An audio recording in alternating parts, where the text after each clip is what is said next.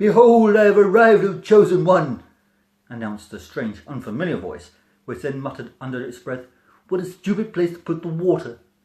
The cat flap cluttered, and a kerfuffle was heard at the back door. An anxious little kitten awoke and tried to see what was happening, but was unable to discern the cause of the disruption. "So much for grand entrance. The superior cosmic being gets resplendent bright lights, choirs and messengers singing its arrival, but me, no. What do I get? I get a cat flap that's too darn small, a soggy foot and utter darkness, and a racket loud enough to wake the dead. For heaven's sakes, not too much to ask for, really, is it?" "What's going on? What's going on? I cannot see," cried a young cat from somewhere in the kitchen. "Hang on, open your eyes, chuffing cat flap," said the irritated voice. "My eyes are open, but I cannot see." "It's okay, dude, just chill your beans," said the unannounced visitor. "One of the humans probably hasn't turned the light on yet." "But it's so dark and I cannot see anything." A loud thump was heard. "Well, maybe just chill out, dude. Sit down and don't move about until your eyes adjust, or you're just going to bump into something." "It's too late to just done that." "One of the beings will turn the light on soon, so just sit still, chill, relax, and... Oh, somebody turn the freaking light on!" As the hullabaloo settled, darkness encompassed the young cat and his visitor.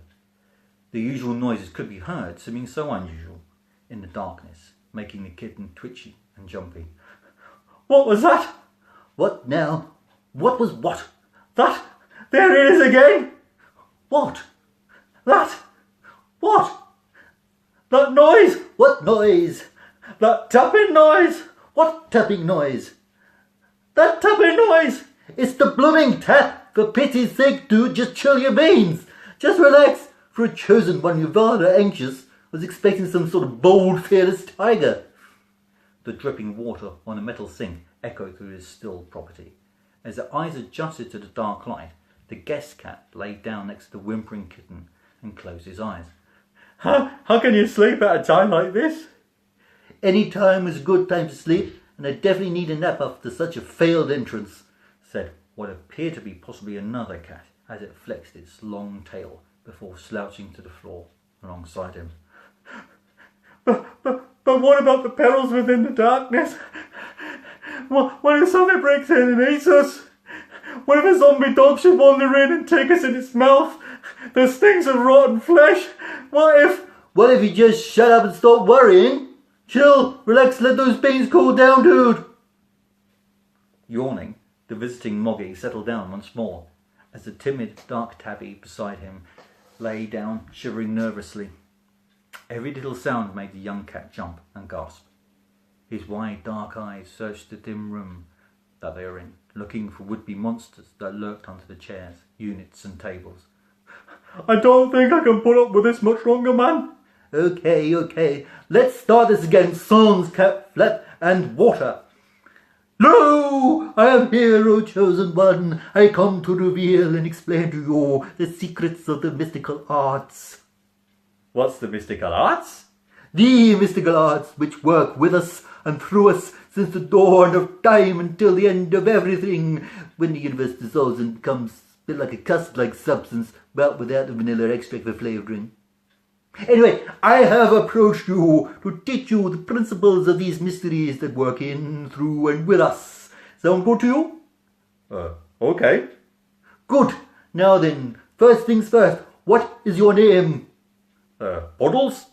"Well, nice to meet you, Puddles. A curious name indeed for a chosen one. Why are you called Puddles? Enlighten me." "Well, whenever I get scared, I pee myself, you see." That probably explains the ad hoc placement of water within his kitchen. I fear I may have stepped in some earlier. Anyway, young Puddles, my name is Marmalade." He paused, looking at the small kitten and examining him. An almost surprised look grew on his face as he pulled back and reviewed the small, nervous Puddles. "So you're the chosen one?" "Am I?" "Yes, apparently so." "What's a chosen one?" "Well, the chosen one is a hero, a messenger, a bringer of hope, and I never expected to be a small, incontinent, timid tabby. Anyway, who am I to judge? So, young Puddles, I have been sent to teach you the mystical arts. So first of all, we're going to turn that blooming light on by staring at that small white panel on the wall. Staring at that panel? Doesn't seem very mystical, mind. Yes, by staring at that white panel on the wall, eventually the light comes on. Trust me. So they stared at the small white rectangle on the wall, which encased the light switch. Marmalade began making a purring sort of noise as he contemplated. The staring continued for a good while in silence. I'm bored, said Puddles. Keep going, bro, keep going. Just relax into it.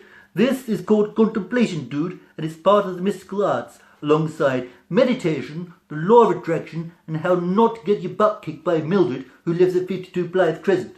So just focus your attention on that white panel. The two cats continued to stare blankly at the small white panel on the wall beside the door, and after a short while, the door opened slowly. Puddles gasped. As the door hinge creaked, a faint trickle of water could be heard. Then a hand began to reach in, moving across the wall, and eventually turned the light on. Bingo! Yelled Marmalade. The sudden exclamation made Puddles jump, yet he also looked amazed. Well, how'd you do that? The mystical arts, dude, the mystical arts. However, after considering what happened, Puddles gained a curious look on his face. Hang on a minute, are you sure it's the mystic arts? It seemed like one of the humans came in and turned the light on.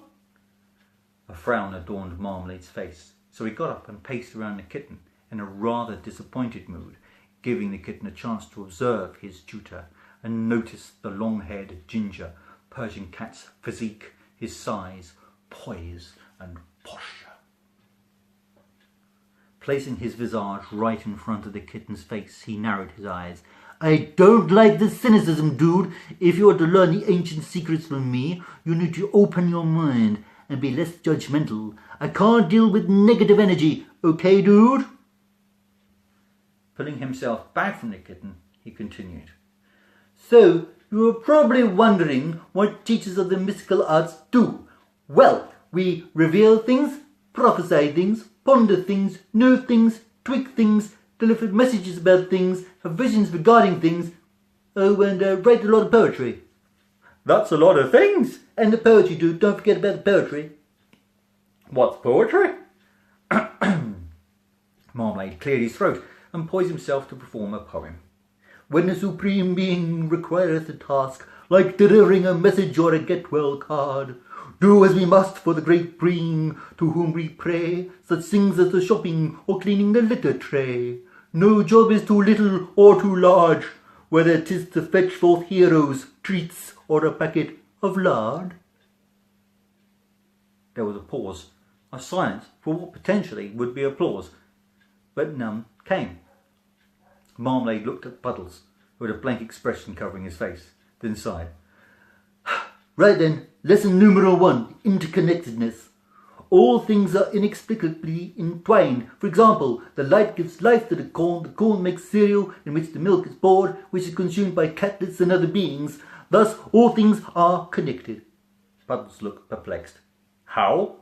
Listen again! The light gives life to the corn makes the cereal on which milk is poured, which is then consumed, so the cow and the corn become entwined. Nature doesn't make an animal that produces both cereal and milk, does it? No! In fact, what would a creature even look like? Would it be part cow, part plant, part animal, part cereal? I don't know. And what would it be called? A Kellogg cow? A Nestle goat? And what would it produce? Shredded cow turd? Malted milkicles? Anyway, I digress. All things are interconnected, dude. All things. I see. Do you? Puddles continued to sit as the preaching puss walked around and around in a virtual circle created to keep the student in the centre, but this was making Puddles giddy as his head tried to keep up with following Marmalade on each circuit. Stop it, man, you're making me dizzy! Let me ask you, how did everything come about? How was everything created? Do you know? No! A silence followed, and Marmalade kept nodding in a motion to encourage the kitten to say something, anything, or ask a question. Each time he nodded, his eyebrows went a little higher, his wide eyes encouraging some form of response from Puddles.